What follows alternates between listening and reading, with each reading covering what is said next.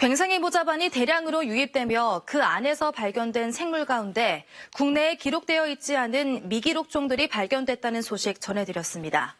그렇다면 중국발 괭생이 모자반이 국내 연안에 유입돼 우점할 가능성은 없는 건지 김태인 기자가 취재했습니다. 서귀포시 문섬 일대, 수심 15m 아래로 내려가 봅니다. 물이 지어 헤엄치는 물고기떼 옆으로 감태군락이 눈에 들어오고 이내 바위 틈새로 기다랗게 자란 해조류가 보입니다. 제주에서 자생하는 괭생이 모자반입니다. 중국발 괭생이 모자반과 같은 종인데 유전적으로 흡사한 개체입니다.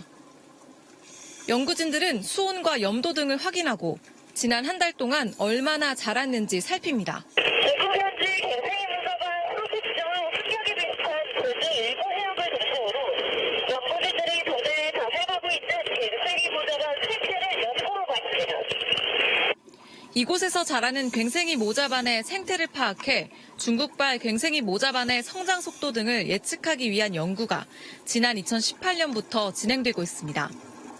괭생이 모자반이 어떤 환경 조건에서 어떻게 자라고 있는지에 대한 연구는 지금 실시되지 않았어요. 저장성과 가장 유사한 환경을 가진 제주 문섬에서 괭생이 모자반을 매달 모니터링함으로써 괭생이 모자반이 어떠한 환경 조건에서 언제 가입이 되고 언제 탈락하고 또 얼마나 빠르게 자라는지에 대한 연구를 지금 실시하고 있습니다.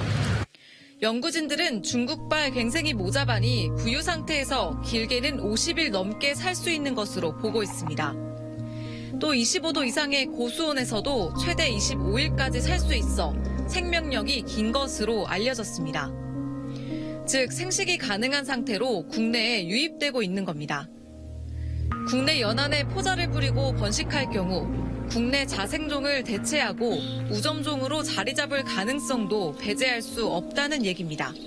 유전적인 측면에서 또 우리나라에 자생하고 있는 종과 만약에 굉장히 진화적으로 가까운 종일 경우에는 이제 교잡이 발생할 수도 있습니다. 그런 해외 연구를 통해서 그러한 사례들은 굉장히 빈번하게 보고되고 있기 때문에 그런 부분도 저희가 간과할 수는 없지 않을까 이렇게 생각이 됩니다. 중국발 괭생이 모자반을 교란종으로 지정해 더 세밀한 연구를 해야 한다는 의견이 나오는 이유입니다. 기본적으로 이 종이 나쁘다는 게 아니라 양이 대발생해서 한꺼번에 밀려들어오기 때문에 나타나는 현상이거든요. 그런 현상들을 대처하기 위해서는 우리가 교란종을 지정해서 대처 방안들을 마련하고 정책들을 입안하는 데 굉장히 필요한 수단이라고 생각됩니다. 실험실에서 충분히 그런 가능성을 확인했고 그렇다면 이제 이거는 언젠가는 다시 우리나라에서 정착할 수 있는 그런 능력은 충분히 가졌다고 봅니다. 그러니까 시간이 문제라고 생각됩니다. 전문가들은 바다 수온이 높아지면서 중국발 괭생이 모자반의 분포가 점점 국내 연안까지 올라오고 있는 것으로 분석하고 있습니다.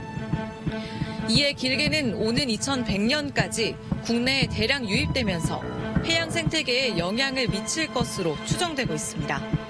JIBS 김태인입니다.